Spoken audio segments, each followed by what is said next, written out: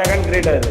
திமுக பாஜக கிரியேட் ஆச்சுன்னா அவ்வளவுதான். இப்போ இங்க உள்ள சித்தாந்தம், அதாவது திராவிட சித்தாந்தத்திலே கடைசியில திமுக மட்டுமே தூக்கி சுமக்கிற மாதிரி ஆயிடும்.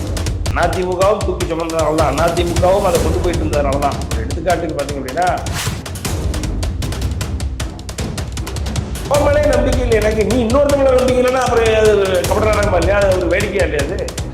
நீ நம்பிக்கையை வளர்த்துக்கோ, நீ என்னுடைய நம்பிக்கை வாங்க, அதுக்கப்புறம் நீ இன்னொருத்தவங்களை நம்பாம தான் நான் பார்த்துக்கிறேன், உண்மையிலே எனக்கு நம்பிக்கை இல்லைன்ற ஒரு கேள்வி உருவாராது சார். அப்போ பல பிரச்சனைகள் சார். அதாவது திமுக மேல இருக்கிற அதாவது குற்றச்சாட்டுகள் பலவை இங்க நிரூபணம் ஆக்கப்பட்டிருக்கு. சொல்றாங்க விஜய் பக்கத்திலே எவனும் நெருங்கவில்லை, எல்லாரும் கேட்ட போட்டு எவனும் நீ அதாவது நான் சொல்றதை கேள்வி, நீ சொல்றதெல்லாம் எவனும் கேட்க தேவையில்ல, உங்களுக்கு அறிவே கிடையாது டீல் பண்ணியிருக்காங்க. அதான் அன்னைக்கு கூட சினிமா சொல்லிட்டு இருந்தான்.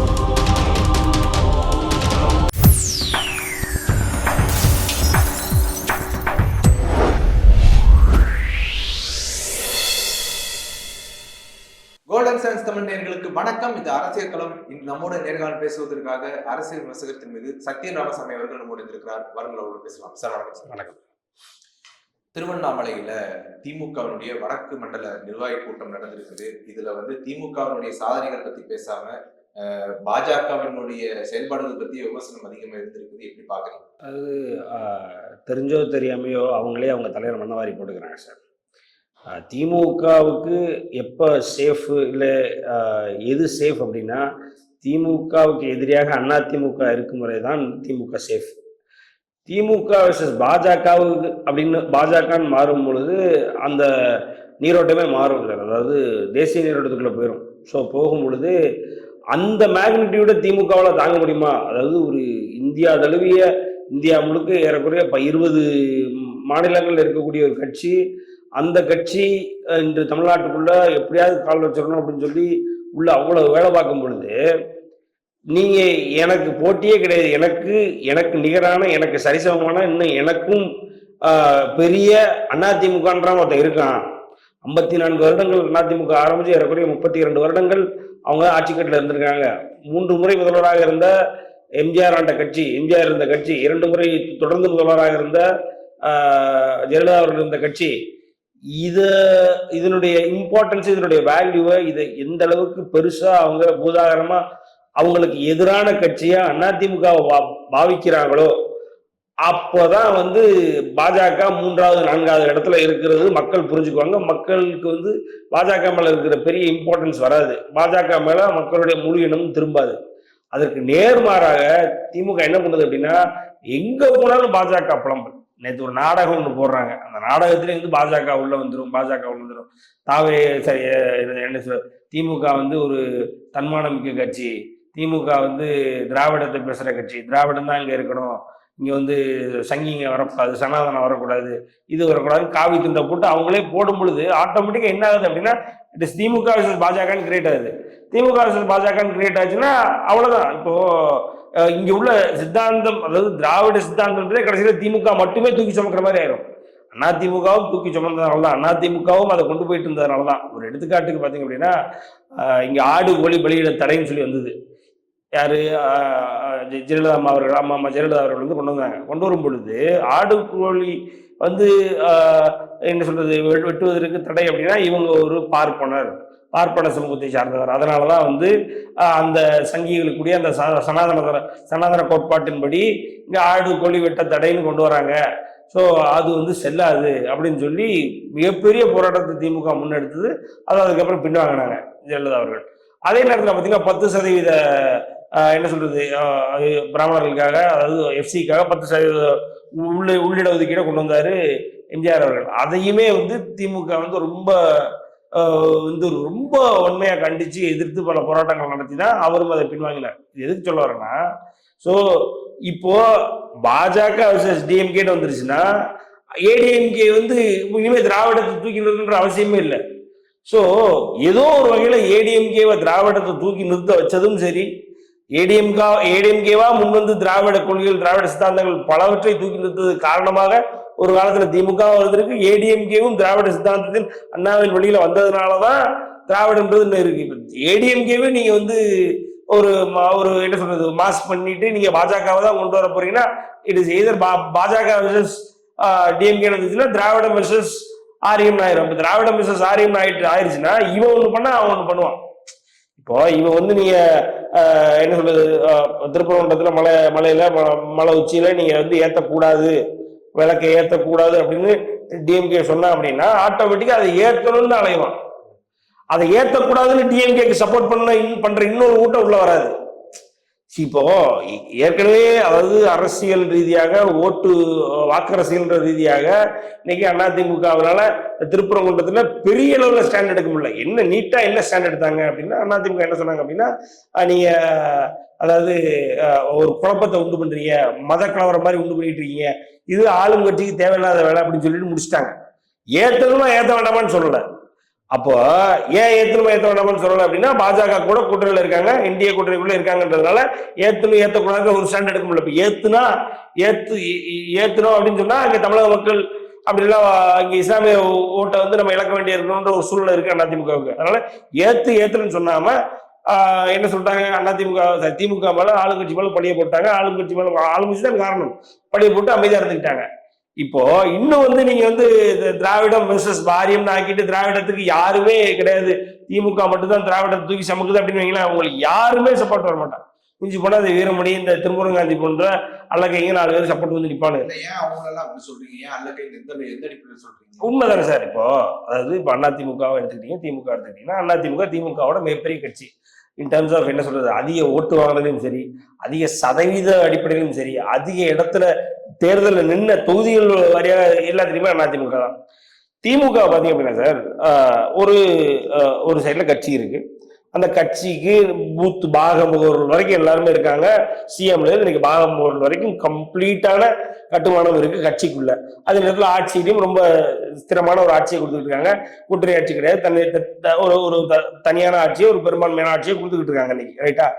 இந்த சைட்ல மக்களுக்கான அரசியல், ஓட்டு அரசியல், வாக்கு அரசியல் எல்லாத்தையும் பண்றதுக்கான ஒரு அப்படியே லெஃப்ட்ல போனீங்கன்னா அதுக்கு ஒரு சப்போர்ட் சிஸ்டம் மாதிரி, அந்த திமுக சப்போர்ட் சிஸ்டம் மாதிரி ஒரு ஒரு ஒரு ஒரு பியூரோக்ரசி எப்படின்னா கம்ப்ளீட்டா அந்த கொள்கைகளை கடத்தி கொண்டு போறதுக்கு புத்தகங்கள், அதே நேரத்தில் ஆடியோ வீடியோ, அதற்கான பேச்சாளர்கள், அதனால பேச்சாளர்கள் உருவாக்குறது, அதற்கான விவாதங்களை உண்டு பண்றது, அதற்கான கம்ப்ளீட் மீடியா சப்போர்ட் அப்படின்னு சொல்லி இந்த லெஃப்ட் சைட்ல ஒரு கூட்டம் இருக்கும் எப்பயுமே. நான் சொல்றது இப்ப உள்ள 1949 இருந்து வாக்கரசியலுக்கு இப்ப இன்னைக்கு எல்லா கட்சியும் வாக்கரசியல் பண்றதுக்கு இருக்கு.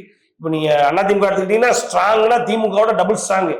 அதிமுக வாக்கு வங்கி கடவுளே நடத்தாலும் 20-25% அதிமுக இருக்கு. திமுக பாத்தீங்கன்னா அது இல்லாம சப்போர்ட் இதுக்காக வந்துடுறேன். என்னன்னா இவங்க இதுல ஏதாவது பண்ணிக்கிட்டே இருப்பாங்க. அதுல திமுக ஒரு பிரச்சனைனா டக்குனு இந்த அல்லக்கைங்களா உள்ள வந்துருவாங்க. நல்லது கெட்டது நியாயம் அநியாயம் அதெல்லாம் பார்க்க மாட்டாங்க. திமுக ஒரு பிரச்சனை அப்படின்னா அது என்னவா இருந்தாலும் உள்ள வந்து அடிக்கணும். அதே நேரத்தில் திமுக பண்ற பிரச்சனைகள் ஏதாவது ஒண்ணும் இல்லை. வேங்கைவேல் பிரச்சனை பத்தி வீரமணி ஏதாவது பேசுவாரா, திருமுருகாந்தி ஏதாவது பேசுவாரா? பேச மாட்டாரு. ஏன்னா இல்ல சார், வேங்கைவேல் யாரு யார் ஆட்சியில் நடக்கிற பிரச்சனை? திராவிட மாடல் ஆட்சியில நடக்கிறதா இல்ல.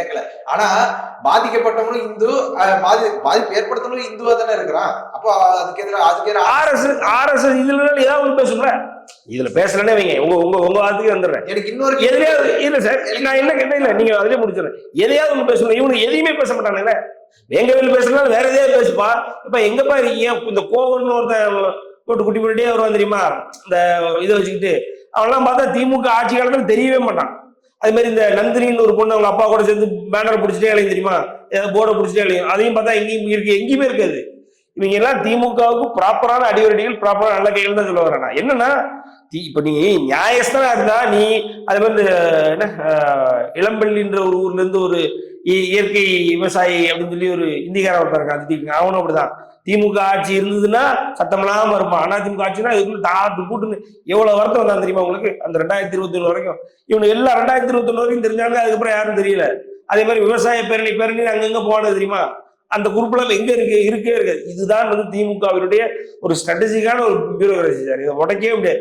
இது அதிமுக போன்ற என்ன சொல்றது கட்சிகளுக்கோ இல்லை நீங்க வேற எந்த கட்சி எடுத்துக்கோ, பாமகவுக்கு இல்ல வைகோவுக்கு இல்லை, யாருமே கிடையாது.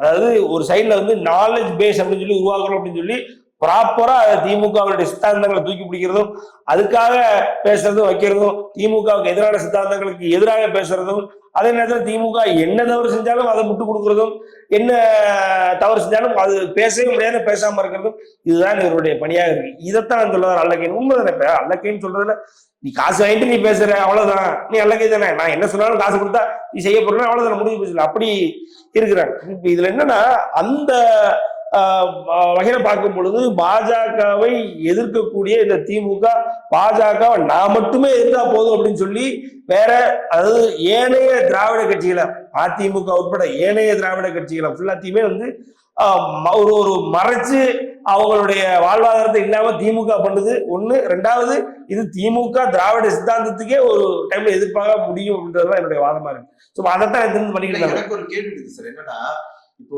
திமுக வந்து தன்னை பாதுகாப்பதற்கு இயக்கங்கள் வச்சிருக்குது அப்படின்னு நீங்க சொல்றீங்க.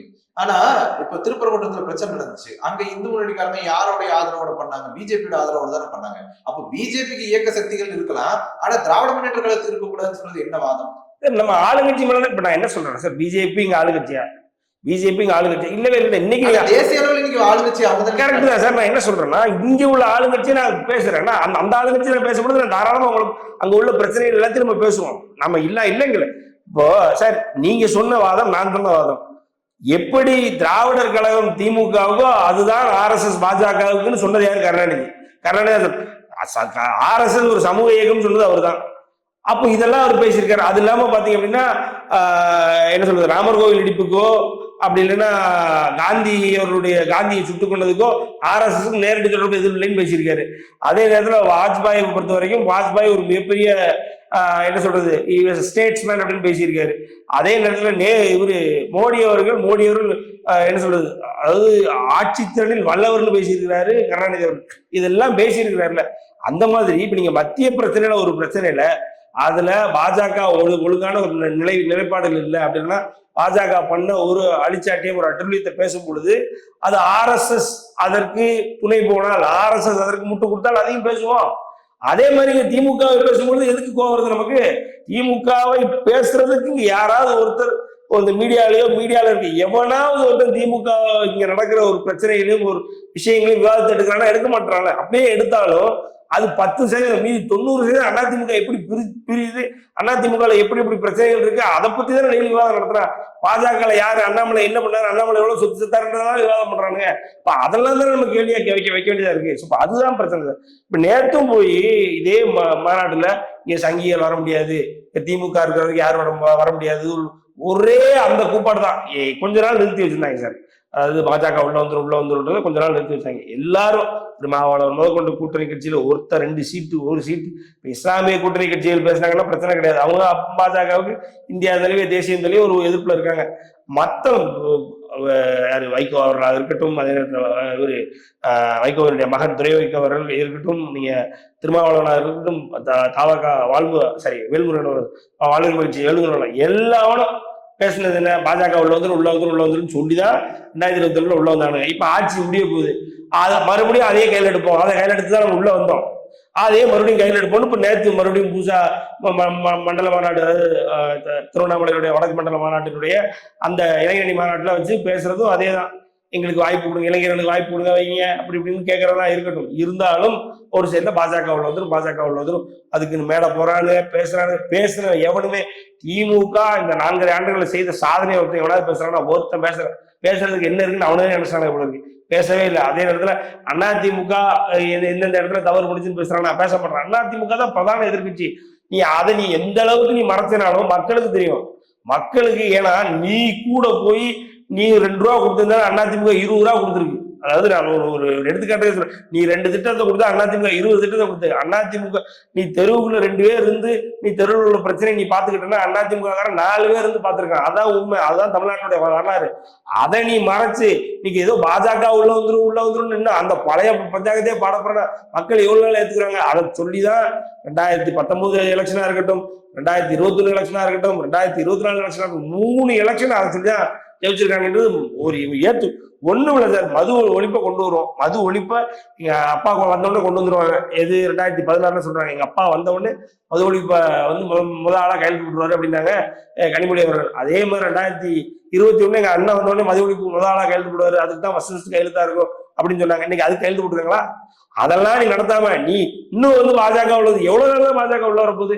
நீ இன்னும் அதை சொல்லி நீ எவ்வளவு நாள் தான் ஏமாத்திட்டு இருப்ப? அதையும் கேட்கறாங்க திருப்பி. ஒரு மாநிலத்தை வந்துட்டு அவங்க பாதுகாக்கணும் அப்படிங்கிறதுக்காக கூட இதை நம்ம எடுத்துக்கலாம். இல்ல சார், பாதுகாக்கணும் அப்படின்னு புரியல. இப்போ பாதுகாக்கணும் அப்படின்னு பாஜகனால மாநில உரிமைகள் பறிபோகுது அவங்க ஃபீல் பண்றாங்க. அப்படின்றப்போ அவங்க தமிழ்நாட்டை வந்து பாதுகாக்கிறதுக்கு அப்படி யோசிக்க ஒன்றும் தப்பு கிடையாது. தப்பே கிடையாது சார். நான் என்ன சொல்றேன்னா, நீ மாநில உரிமைகளை பாதுகாக்கிற, நீ மாநில உரிமைகள் எத்தனை காத்த நீ இவங்க தானே சார் கொண்டு போய் எல்லாத்துக்கும் கையெழுத்து போட்டு வர்றாங்க. நீட்டுக்கு கையெழுத்து போட்டது யாரு? காந்தி. அவர் யாரு? திமுகவிட மினிஸ்டர். அவரு என்ன சொல்றீங்க, இணையமைச்சராக இருக்கும் கையெழுத்து போட்டு வந்தாரு திமுகவிட. அப்புறம் நீ என்னத்தை காப்பாத்துன? அதே மாதிரி இங்க மீத்தேன் திட்டத்தையும் இங்க உள்ள ஹைட்ரோகார்பன் திட்டத்துக்கு கையெழுத்து போட்டு வந்தது யாரு? நீ. இப்படி எல்லாத்துக்கும் அத்திக்கடை விளையாட்டு திட்டத்துக்கு யாரு இவ்வளவு கடப்படப்பட்டது? நீ. கச்சத்தீவு யாரு தரவாட்டது? நீ. எல்லாமே நீ என்னத்த உரிமையை காப்பாத்த போற? ஓமலே நம்பிக்கை இல்லை எனக்கு. நீ இன்னொருத்தவங்கள நம்பிக்கை இல்லைன்னா அப்புறம் அது கபட நாடகமா இல்லையா? அது ஒரு வேடிக்கையா இல்லையா? அது ஃபர்ஸ்ட் நீ நம்பிக்கையை வளர்த்துக்கோ. நீ என்னுடைய நம்பிக்கை வாங்க. அதுக்கப்புறம் நீ இன்னொருத்தவங்களை நம்பாம இருந்தா நான் பாத்துக்கிறேன். ஓமலே எனக்கு நம்பிக்கை இல்லைன்ற ஒரு கேள்வி வருமா? வராது சார். அப்போ பல பிரச்சனைகள் சார்.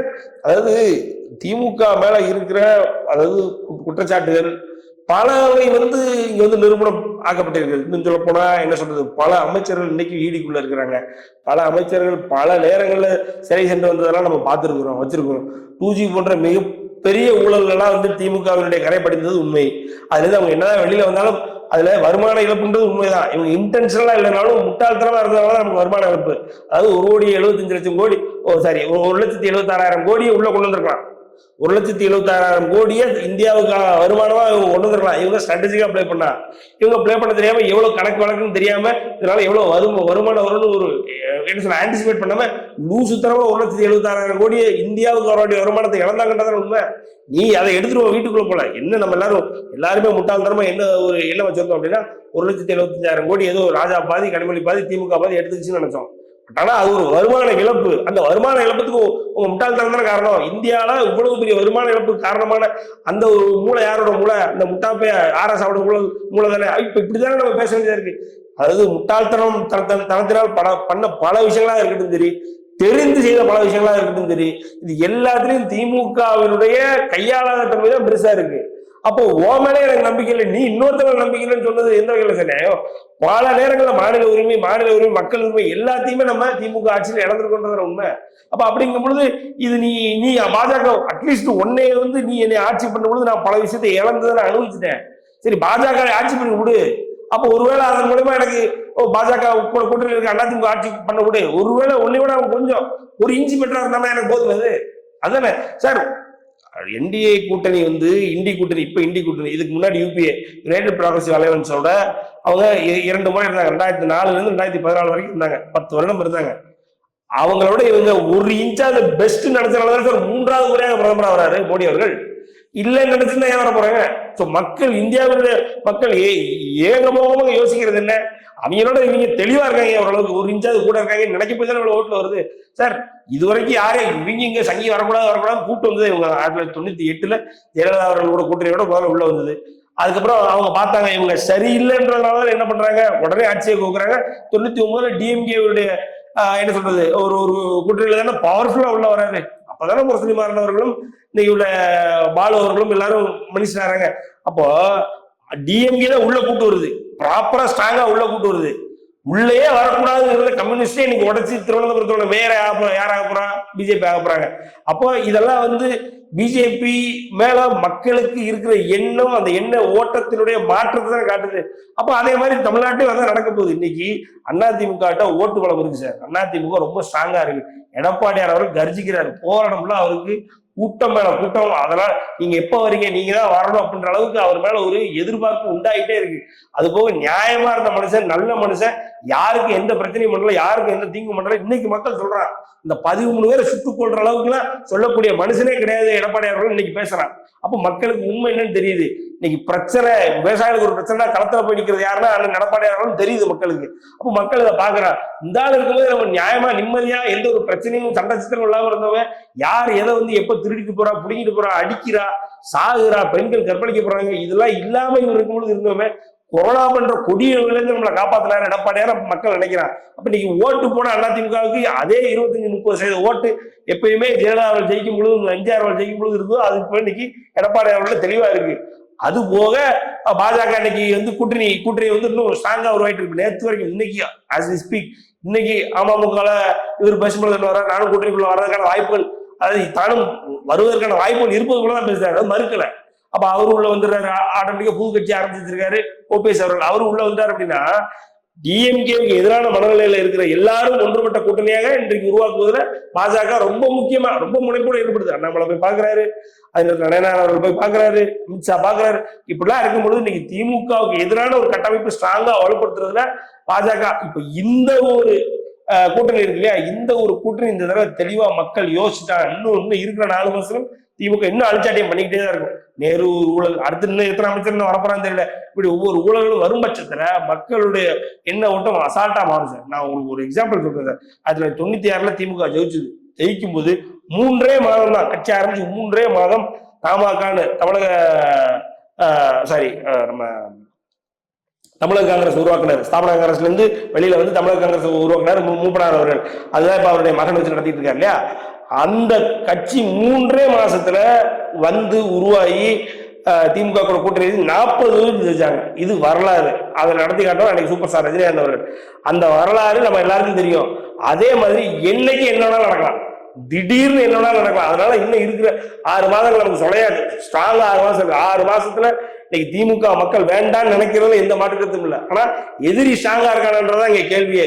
எதிரியை ஸ்ட்ராங்கா இருக்கிற வேலையை பாஜக ரொம்ப தெளிவா பண்ணிட்டு இருக்கான். அவன் பண்ணிட்டான் அப்படின்னா துவம்சம் பண்ணிடுவான். திமுக இருந்த இடம் தெரியாம வழக்கம் போல ஒவ்வொரு 5 ஆண்டுகளுக்கு அப்புறம் 10 ஆண்டுகள் 15 ஆண்டுகள் உள்ள இருந்த வரலாறு இருக்கு திமுக. அந்த மாதிரி இந்த தடவை 10 ஆண்டுகள் உள்ள இருப்பதற்கான எல்லா சாத்தியங்களும் திமுக இருக்கு. ஆமா, டெல்லியில நயினா நாகேந்திரன் அவர்கள் முகாம் பெற்று இருக்கிறாரு. அதனுடைய நோக்கம் என்னவாக இருக்கு? இப்ப டெல்லியில இப்ப பாத்தீங்கன்னா தலைவர்கள்லாம் மாறுறாங்க. பீகாரினுடைய முக்கிய அமைச்சர் இப்ப ஜே.பி. நட்டா அவருடைய இடத்துக்கு வர்றாரு. ஏன்னா ஜே.பி. நட்டா அவருடைய காலம், அவருடைய பதவி காலம்ன்றது முடிஞ்சிருச்சு. ஸோ அதனால அவருடைய அந்த பதவியேற்பு அது போக இங்க உள்ள பொறுப்பாளர்கள்லாம் போட்டுட்டு இருக்காங்க. இங்க யார் பொறுப்பாளர், என்னுடைய நினைவு சரியா இருந்தா பியூஷ் கோயல் முன்னவராக இருக்கிறார். பியூஷ் கோயல் அமைச்சர் பியூஷ் கோயல் அவர்களை போடுறதா இருக்கு. ஸோ அப்போ அவர் இது போன்ற இங்கு உள்ள பொறுப்பாளர்களை போடுற வேலையும், அதே நேரத்தில் டெல்லியினுடைய தலைமையில பொறுப்பாளர்கள் போடுற வேலையும் இருக்கும் பொழுது ஆட்டோமேட்டிக்கா தமிழ்நாடு ரெப்ரசென்ட் பண்ணக்கூடிய, தமிழ்நாடு எலெக்ஷன் ரெப்ரசென்ட் பண்ணக்கூடிய எல்லா பிஜேபியினுடைய மாநில தலைவர்களும் அங்க போவாங்க. அதுதான் முக்கிய காரணம். 2வது முக்கிய காரணம் இன்னும் ஏதாவது ஒரு பெரிய ஸ்ட்ராங்கான ஒரு கட்சியை உள்ள எடுத்துட முடியாதா அப்படின்ற ஒரு பேச்சுவார்த்தை போயிட்டு இருக்கு. அதற்கு இவங்க யார கேட்கறாங்க அப்படின்னா, அதாவது முதல் இடத்துல என்ன கேட்கறாங்க அப்படின்னா விடுதலை சிறுத்தைகளையும், 2ஆம் இடத்துல யாரை கேட்கறாங்கன்னா மதிமுக. விடுதலை சிறுத்தைகளையும் மதிமுகவிலும் நம்ம கூட்டணிக்குள்ள கொண்டு வர்றதுக்கான வாய்ப்புகள் இருக்கா, ஏதேனும் வாய்ப்புகள் இருக்கா அப்படின்றத பத்தி ரொம்ப ஸ்ட்ராங்கான டிஸ்கஷன் போயிட்டு இருக்கு. ஒருவேளை அதுல பாசிட்டிவா வந்துட்டாங்க. ஏன்னா இன்னைக்கு திருமாக்கெல்லாம் திமுக 2 சீட்டு மட்டுமே வாங்குறதுக்காக திமுக ஒரு 4 சீட்டு கொடுக்குறோன்னா திமுக திரும்ப இங்க வந்தாலும் வர்றதுக்கான வாய்ப்புகள் இருந்தாலும் இருக்கலாம், யாருக்கு தெரியும். ஏன்னா அதான் கட்சி, ஏன்னா அவங்க தனித்தொகுதியில் நிக்க போறாங்க. தனித்தொகுதிகளுக்கு இப்போ பாஜகவினுடைய உத்தேச பட்டியல எக்மோர் இன்னும் ஒரு 4 தனித்தொகுதிகள் இருப்பதாக கேள்வி. அந்த தனித்தொகுதிகள் எல்லாமே விசிக்காக கொடுக்குற மாதிரியான ஒரு ஐடியாலஜில போயிட்டு இருக்க மாதிரியும் சொல்றாங்க. அது எது நடந்தாலும் என்ன நயனாரோட நோக்கம் என்னன்னா, இங்கு திமுக கூட்டணியில இருந்து ஒரு கூட்டணி கட்சி உருவிடணும்ன்றது அவருடைய நோக்கமா இருக்கு. அது நடக்கும் பட்சத்துல இன்னும் ஸ்ட்ராங் ஆயிரும் பாஜக கூட்டணி, என்டிஏ கூட்டணி. ஆமா, அதிமுக சார்பில் இன்னைக்கு விருப்ப மனுக்கள் டிஸ்ட்ரிபியூட் பண்ற வேலை நடந்துட்டு இருக்குது அப்படின்னு சொல்றாங்க. பேரவை தேர்தலில் பெரும்பாலான வெற்றி அவங்களுக்கு கிடைக்கணுங்கிற ஒரு முயற்சியோட பண்றாங்க. அவங்களுக்கு வெற்றி சாத்தியம் அடையும் அப்படின்னு நினைக்கிறாங்க. சாத்தியம். அதாவது எப்படின்னா, ஒரு தொகுதிக்கு 15 மனுக்கள், விருப்ப மனுக்கள் எதிர்பார்க்கறாங்க சார். அதாவது 15 ரொம்ப கம்மின்றாங்க. 15 விருப்ப மனுக்கள் எதிர்பார்க்கறாங்க. ஏறக்குறைய பாத்தீங்க அப்படின்னா ஒரு அதாவது ஒரு 5000 மனுக்களாவது மினிமம் எக்ஸ்பெக்ட் பண்றோம் அப்படின்றாங்க. ஒரு தொகுதிக்கு 15ன்றது கம்மி. Again in terms of higher numbers சொல்லும்போது ஒரு 5000 மனுக்களாவது விருப்ப மனுக்களாவது எதிர்பார்க்கிறோம். ஏன்னா ஒரு தொகுதிக்கு 10லிருந்து 20 பேர் வரைக்கும், அதாவது பொட்டன்ஷியலி எலிஜிபிள் கேண்டிடேட்ஸ் இருக்காங்க. திமுகவை பொறுத்த வரைக்கும் பொட்டன்ஷியலி எலிஜிபிள் கேண்டிடேட்ஸ் பணத்தை விட்டு அடிக்கணும். யாரு பணக்காரன் அந்த ஏரியாவில், ஒரு காலேஜ் ஓனரு, ஒரு ஸ்கூல் ஓனரு, இல்லை 2 ஸ்கூல் வச்சிருக்காங்க, அப்படிலாம் திமுகவில் இருந்து திமுகவில் பேரூராட்சி தலைவராக அதுவாகவும் இதுவாகவும் இருந்து அதன் மூலமாக உள்ள டெண்டர் அது இதுன்னு எடுத்து அப்படி பணம் சேர்த்துருக்காங்க. இல்லை குவாரிகள் இது போன்ற விஷயங்களை நடத்தி மணல் கொள்ளை பண்ற இந்த மாதிரியான பணம் பிடித்த முதலைகள்லாம் வந்து திமுகவில் ஒரு பொட்டன்ஷியல் கேண்டிடேட். அதிமுக பொறுத்த வரைக்கும் இடையில வந்து கள்ளக்குறிச்சியினுடைய எம்எல்ஏ செந்தில் அவர்கள் வந்து பேசும்பொழுது நான்லாம் பறையடிச்சு இருந்தேன்டா, இன்னைக்கு பார்த்தீங்கன்னா இங்கே கொண்டு விட்டுருக்காரு, அது காரணமே எடப்பாடியார் தான். அப்படிப்பட்ட ஒரு எடப்பாடியாரை வந்து இந்த தடவை ஜெயிக்கிறதான என்னுடைய வாழ்க்கையோட லட்சியமே அப்படின்ற அளவுக்கு பேசுறாரு கள்ளக்குறிச்சியினுடைய எம்எல்ஏ செந்தில்குமார் அவர்கள். அவர் சொல்லும் பொழுது சொல்றாரு, என்னைய மாதிரி திமுக ஒருத்தனை காட்டிடுறா நான் பதவி ராஜினாமா பண்றேன். உண்மை இல்லை, திமுக அந்த மாதிரி யாருமே கிடையாது. ஒரு சாதாரண இல்லாதப்பட்ட வீட்டுல இருந்து வந்து இன்னைக்கு இவ்வளவு பெரிய விஷயங்கள் பண்ணதுன்றது யாருமே கிடையாது. அது மாதிரி நவநீத கிருஷ்ணன் அப்படின்னு சொல்லி சாரி நீலவேக வர்ணம் சொல்லி ஒரு எம்எல்ஏ நீங்க கேள்விப்பட்டிருப்பீங்க. நீலவேக வர்ணம்ன்ற ஒரு எம்எல்ஏ வந்து சாதாரண ஆடு மேய்ப்பவர். அவர் எம்எல்ஏ அழகு பார்த்தது வந்து அதிமுக அரசாங்கம், ஜெயலலிதா அவர்கள். அது போல பல விஷயங்களை பண்ணியிருக்காங்க. ஒரு எடுத்துக்காட்டுக்கு நீங்க எல்லாரும் சொல்லுவாங்க, பார்த்துருப்பீங்க, ஒரு சபாநாயகர் வந்து கிட்டத்தட்ட பட்டியலின சமூகத்திலிருந்து ஒரு சபாநாயகரை உருவாக்கி அந்த சபாநாயகர் வந்து ஏறக்குறைய இன்னைக்கு அந்த சபாநாயகர் வீட்டில் யாரும் போய் சாப்பிட போலன்ற ஒரே ஒரு காரணத்தினால அவரை நீங்க வந்து ஒரு ஆட்சி புரிந்திய சபாநாயகர்னா அவங்க எல்லாத்தையும் அழைக்கணும், உங்களை எல்லாத்தையும் நீங்க வந்தாலே எந்திரிச்சு நிக்கிற அளவுக்கு பண்ணதெல்லாம் வந்து அதிமுகவுடைய அரசாங்கம். அப்படிப்பட்ட அதிமுகவுடைய அரசாங்கத்துல இன்னைக்கு அந்த அதிமுகவுடைய அந்த கட்சியில இன்னைக்கு விருப்பம் கொடுக்குறாங்கன்னா, இங்க எலிஜிபிள் கேண்டிடேட்ஸ் யாரெல்லாம் நினைக்கிறாங்கன்னா, கட்சியில 20 வருஷம் உழைச்சவங்க, மினிமம் 15 வருஷமா உழைச்சவங்க, மக்கள் பணி செஞ்சவங்க, ஒரு முக்கியமான நேரத்துல முக்கியமான நேரங்கள்ல மக்கள் பிரச்சனைகளுக்கு முன்னா நின்றவங்க, இந்த மாதிரியா கட்சியில ரொம்ப நாளா உழைச்சவங்க, ரொம்ப நாளா அரசியல் இருந்தவங்கன்ற இந்த மாதிரியான லிஸ்ட் பாக்குறாங்க.